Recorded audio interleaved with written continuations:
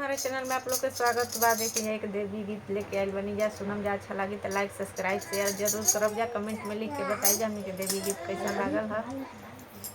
मैया उतरली मलिया बाग में चढ़ के आवतु हो, यही मंगल बिचावा चढ़ के आवतु हो, यही महल बिचावा।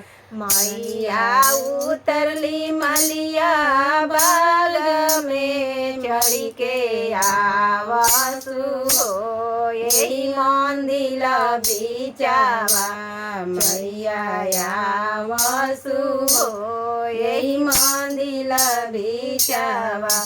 भिंजना कवन शिव का करवा चढ़ के आवसु हो, यही मंदिर बिचावा चढ़ के आवसु हो, यही महल बिचावा। भिंजना कवन बाबा करवा चढ़ के आवसु हो, यही आंगन बिचावा चढ़ के आवसु हो, यही आंगन बिचावा।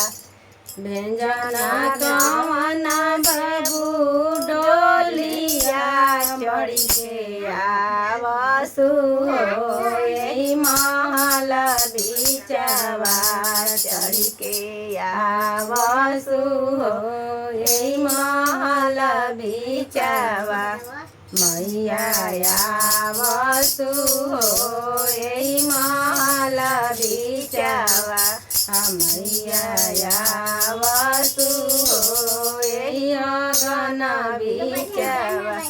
मैया आवसु हो, यही आंगन बिचावा। कानन सिला दे चदरिया मैया आवसु हो, यही महल बिचावा। मैया आवसु हो, यही आंगन बिचावा। तनना सोनिया दे चौनरिया मैया आवसु हो, यही आंगन बिचावा। मैया आवसु हो, यही महल बिचावा।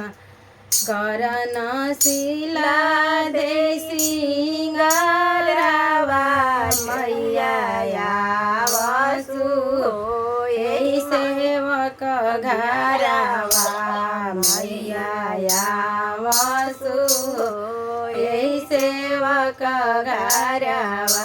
मैया जे उतर मलिया बाग में मैया आवसु हो, यही मंदिर बिचावा। मैया आवसु हो, यही मंदिर बिचावा। हमनी के देवी गीत कैसन लागल लाइक सब्सक्राइब जरूर करब जा। कमेंट में लिख के बताई जा।